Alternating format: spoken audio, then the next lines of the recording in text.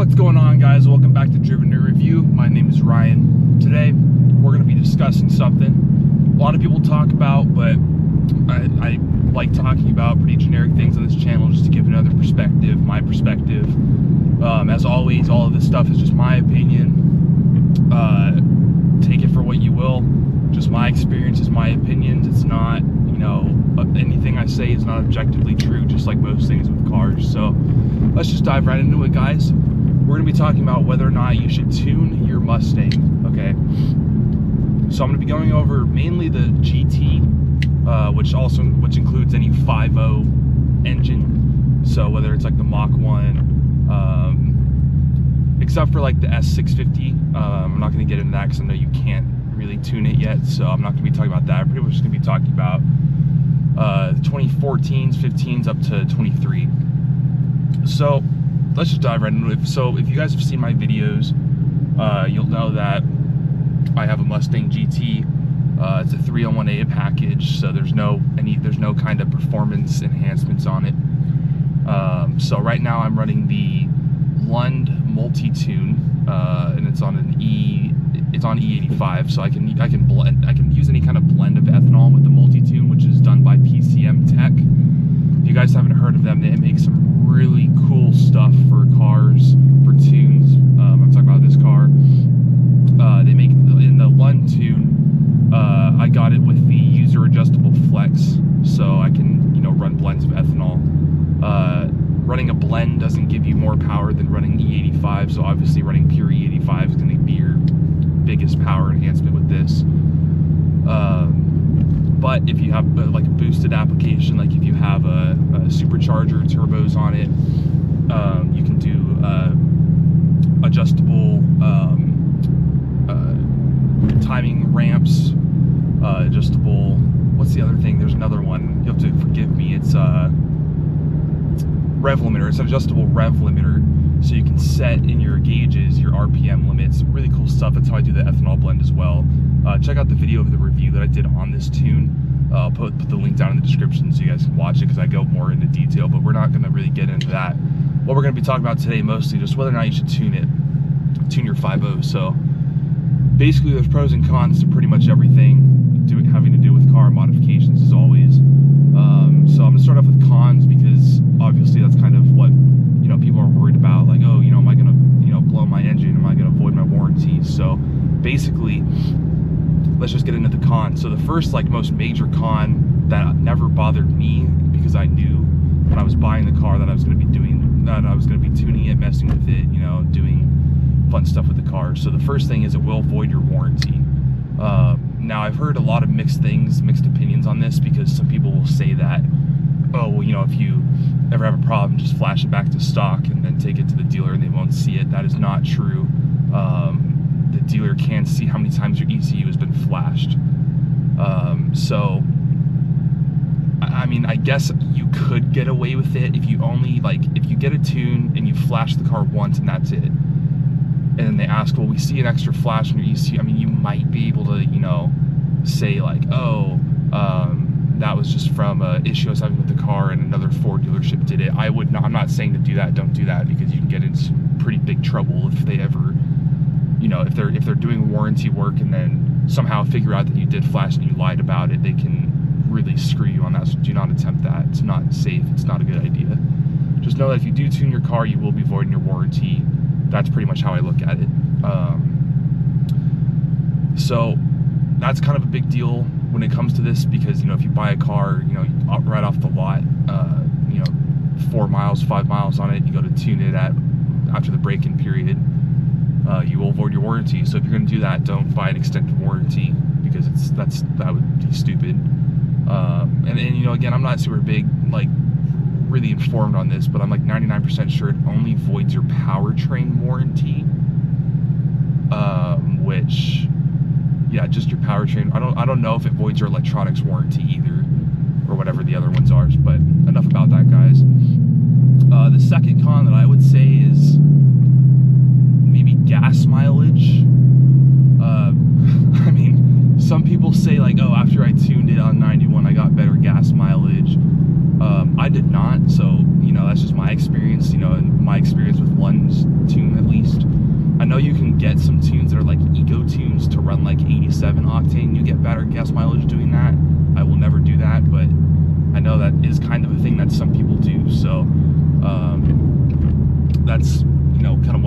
gas mileage, and then especially if you're going to tune the E85, you're going to lose a lot of gas mileage but gain a lot of power, which E85 is cheaper, but that's another topic about E85. But yeah, guys, so I mean, really not much to say about this. I mean, as far as cons go, the other thing is, you know, if you're pushing your car hard on the tune like all the time, you know, driving it like it's stolen, you are going to deteriorate your engine and all of your powertrain faster than you would if it was stock. I don't have any experience with that on the 5.0. This is my first 5.0, so I can't tell you guys. You know, I'm at 11,400 miles, and I've been tuned since about 8,000, 7,000 miles.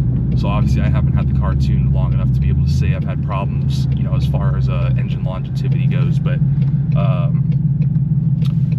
I have not had any problems with it. I know, you know, some people say, oh, after I tuned my car, it started, you know, knocking and stuff. As long as you guys are doing, you know, a reputable tuner like Lund, VMP, you know, any kind of reputable tuner, you're probably not going to have issues with that. If you do have issues with it, it's probably not going to be that big of a deal, and your tuner will fix it. You know, with me, I did the Lund tuning, so they sent me their LRX gauge. I have another review on that. I'll put that in the description too, because I think that's a pretty sweet review that I did. I was one of the first to make a review on it, which I really was happy about. So I'll put that down in the description, so you can kind of check out the tuner that I have, the tunes that I have. More into that later. Cons. I mean, I guess really the only minor con I would say, which really I don't think it's a big deal really, is after you flash these cars, you have to flash the car and then drive the car super like conservatively, like as if you were driving like a Prius and you were 80 years old, is how I would say it, for about 100 miles. And that's because after you flash your ECU, it's going to reset your adaptive cam learning, which is like when you have the car and you drive it brand new, it learns kind of how you drive the car. So, you know, how it kind of records like how you're using the throttle, how you're braking, how you're like shifting, everything like that. And then it kind of changes the way the car reacts to your throttle. It changes your transmission like response stuff. So if you end up flashing it like I did, I made this mistake because I didn't know about this. If you end up doing what I did and you flash the car and then you end up going out, you know, doing a couple pulls on your new tune, you're gonna have some problems, which I did. I say that, you know, you might not, you might be totally fine. I'm just telling you, like, from everything that I've heard and everyone that I know that's done this, you have to do as like what I'm saying, because you can seriously run into some problems with your transmission, which is what happened to me. I started getting some really weird shifting out of 3rd, 4th, and 5th gear, which I did another video on. But that, I mean, that's pretty minor to me. I mean, it's really not a big, like 100 miles, it sounds like a lot, but like, it taught me to, you know, be a little more conservative with the way I drive, which is actually pretty nice. Because, you know, I had some problems, you know, getting on the gas a little too much, which obviously, you know, have fun with your car, but I think there comes a certain point where you kind of got to be like, okay, well, you know, if this is my daily driver, maybe, you know, maybe I shouldn't be, you know, driving it as hard as I am. So that's that. But as far as cons go, I mean, there's really only like 2 pretty major-ish cons. One major con, which is really just the powertrain warranty kind of thing. But yeah, that's enough about cons, guys. Let's get into the pros, because that's the fun stuff. So I think I mean, obviously the most obvious pro is you gain power. So with a 91 tune, if you're just, you know, keeping the car same normal 91 gas, 93 gas. For those who don't know, 91 octane and 93 octane for most tunes are interchangeable. Lund says to get the most power to run 93. I don't have 93 out here, so I only have 91. But when someone says like, oh, I have like a 91 to 93 tune, they're talking about the same thing. So as I was saying, so with a 91 tune, you know, if you're not changing your fuel type, you're gonna gain a good amount of power, you know. And a side note as well, when I talk about all this, I'm not talking about like, oh, if you were to go and, you know, do a throttle body, injectors, fuel system, anything like. I'm just talking about like if you have your stock 5.0 and you want to tune it, because when you start doing things like throttle bodies and injectors, things get pretty complicated. So I'm gonna stick with just kind of the basic, like, you might have just gotten this car and tuning it, you're thinking about doing something fun like that. So that's kind of what I'm talking about. So as I was saying, if you're just going to throw a 91 tune on it, you know, no intake or anything, you can throw a 91 tune and an E85 tune on these cars with the stock airbox. Throw a K&N high flow air filter into that and you'll be fine. I mean, I think there's like a 1 or 2 horsepower or torque difference when you do like an actual cold air intake, but that's regardless of that. I mean, I don't ever like suggest people to get a cold air intake on these cars if they're only doing like a tune, because other than the sound, these air boxes are great. The way they made these air boxes it's actually really solid, especially if you're not getting an enclosed cold air intake and you know the filter just didn't open your engine bay. You're just going to be sucking in a whole lot of hot air, which is also a problem. I know most of the people who sell like Roush and Whipple's superchargers are all enclosed, so it comes with the filter and the tubing, but then you have a box that encloses it. Anyway, guys, completely stock car, no performance pack. That's my car, and what I have. I know the performance packs have cold air intakes, but with the stock airbox, stock everything, you're gonna gain about 30 horsepower just off a tune, which for a naturally aspirated engine is about normal. There's not a whole lot you can do to a naturally aspirated V8, a stock naturally aspirated. Sorry about that, guys. My GoPro tends to overheat when it's mounted up here. It's kind of in the way of the sun, but I think I got it kind of out of the sun. So anyway, as I was saying, there's not a whole lot you can do to a stock V8, especially this one, to gain, you know, more than 60 horsepower stock. Most of your power additions are going to be obviously your blowers like superchargers or turbos, or like, you know, NOS, you know, however you say that. I don't know how you actually pronounce it. NOS, nitrous injection. Sorry, guys. But I don't want to mess with any of that stuff, any of the nitrous stuff. But I am planning on doing either an ESS blower or a Whipple supercharger. I haven't made up my mind yet, because this is my daily driver. If I end up, you know, getting another car for a daily, I think I'll end up doing an ESS blower on it, because just based off what I've heard.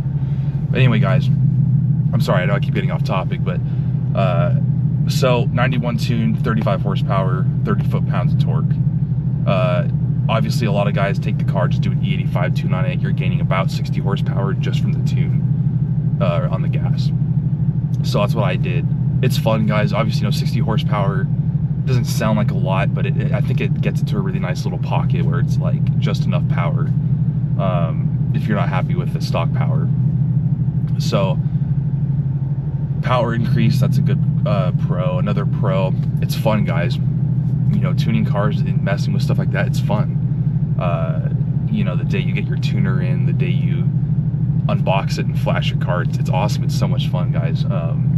That's probably the second pro.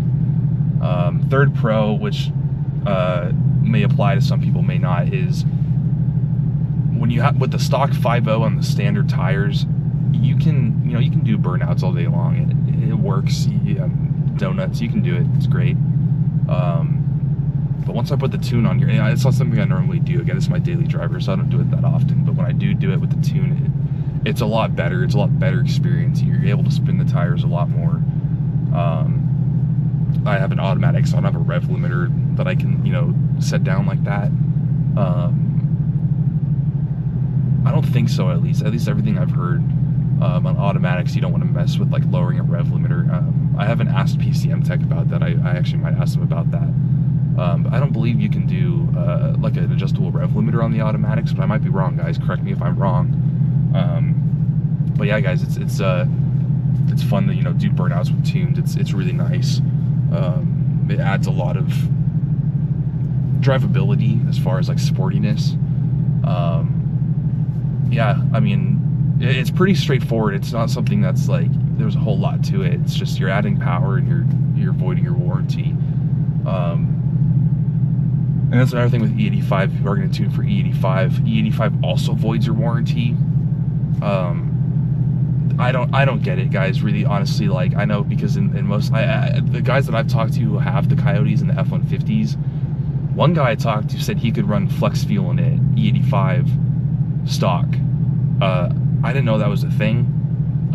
I don't know if he was tripping or not, but if they can do it, why can't we? You know what I mean? Like, it's the same engine. I don't get it, but that's the way it is, guys. So if you're gonna run E85, it is gonna void your warranty. Also, if you are gonna tune for E85, just be aware that there's no additives in E85. So every once in a while, run a tank of 91 to kind of clean out your injectors and everything, or add your own additives, which I'm not gonna mess with. I don't know much about that, but that is an option.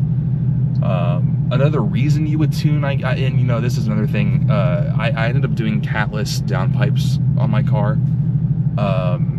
So from what Lund told me, the ECU doesn't use your rear O2 sensors to adjust your engine timing, which a lot of cars do. Like my Civic used it to adjust timing. So if it was seeing like a higher, whatever the measurement is, O2, like a higher O2 reading, it would mess with your engine timings and everything like that to try and get it back to normal.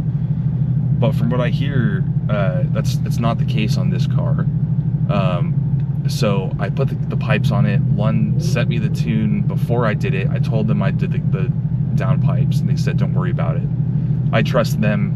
They're very reputable. But I ended up doing, you know, I did the Fowlers on the pipes. And I got the check engine code still. I did J-cell the Fowlers with the medium-sized hole cover. So I got the check engine lights. It doesn't affect your car, it's just really annoying. But luckily with Lund's LRX gauge, I'm not sponsored, but with their gauge you can clear the codes yourself. So you can go in there, there's an option to clear DCT codes and read them, which is super cool. That's another reason why I love this tuner. You have gauges. I have another review on that too, as I said earlier, so I go into detail on all that stuff. But it's nice because you can, if you get a check engine light, you can see what it is. Like, you know, if you have a bad battery, it'll tell you. If you have a transmission issue, anything like that, it tells you on here, which is awesome. I mean, that's great. And then you can clear them too. So I ended up doing that and have problems with it. Right now I do have the converters back on my car, because with my exhaust setup right now, it was a little too loud. It didn't sound that great either. Like it sounded great at idle with like the Ghost Cam tune, which is another tune thing which we'll talk about next.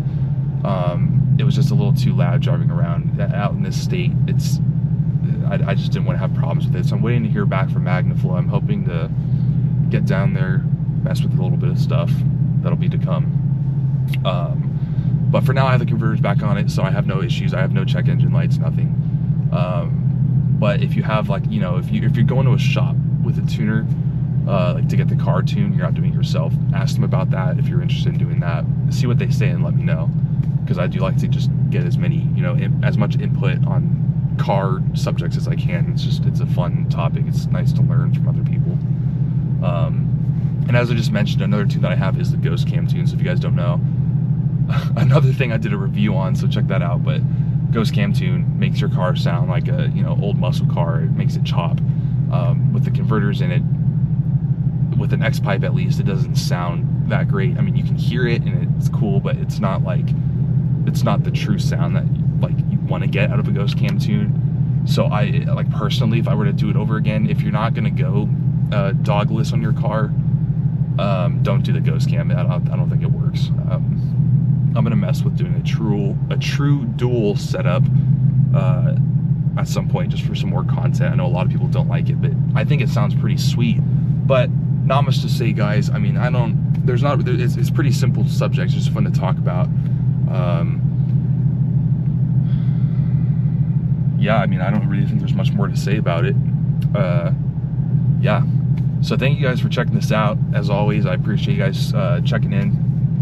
Share this video with your friends. I am going to be giving away my pedal commander that I haven't even used since I've tuned at 1,000 subscribers. So share my account, subscribe, like. Once I get to 1,000 subscribers, I'll be doing a video announcing the giveaway, talking about it. And then on that video, you guys will just comment, say you have the Mustang, and you'll be entered automatically to win the pedal commander. Yeah, so I mean, not much to say, guys. Yeah, I mean, as always, I'll try and post about every Friday coming up here. I have some pretty fun stuff coming up in the next like 2 months with this car. Stay tuned for that. But as always, guys, drive safe and have fun. Ryan out.